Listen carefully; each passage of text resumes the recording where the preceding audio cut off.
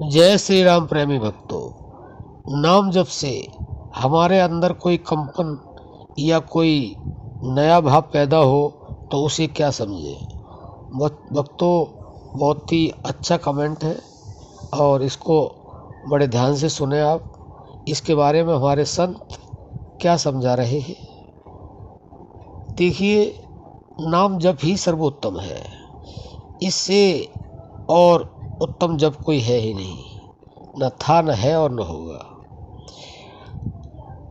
तो हमारे अंदर जब हम नाम जप करते हैं, या तो कंपन हो या कोई नया भाव पैदा हो, तो यह समझ लेना चाहिए कि हम भगवान नाम जप में आगे बढ़ रहे हैं।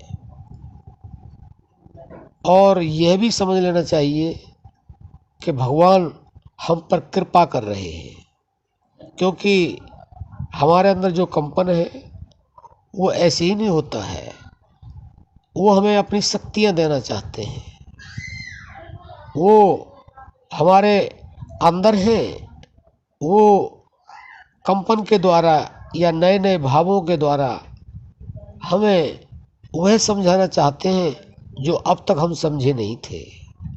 तो हमें यह एक तरह से संकेत दे रहे हैं कि आप इस कंपन से समझें कि मैं आपके नाम जप से प्रसन्न हूँ। इस नाम जप को आप धीरे धीरे बढ़ाएं। और नया नया भाव तभी पैदा होता है जब भगवान की कृपा होती है, क्योंकि भाव ही सर्वश्रेष्ठ है।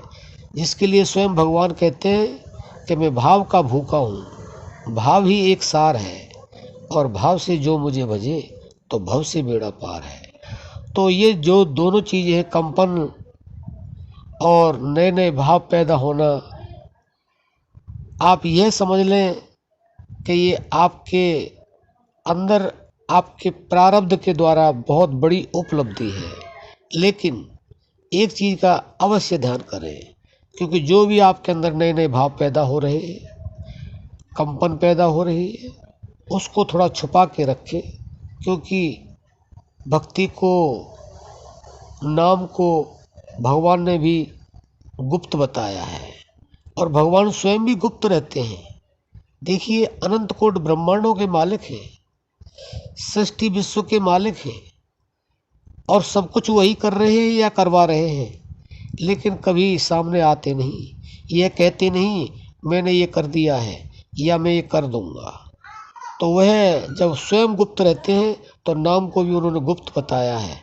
और जब साधक के जीवन में जो भी नए नए भाव उत्पन्न होते हैं, नई नई जो उनके अंदर ऐसी बातें आती हैं जो उन्होंने कभी न पढ़ी हैं, न सुनी हैं, न देखी हैं, तो आप ये समझ लें कि आपके भाव के अंदर भगवान आपके अंदर प्रकट होना चाहते हैं, अपनी शक्ति देना चाहते हैं, और आपको ये संकेत कर रहे हैं कि आप नाम जप को न छोड़ें।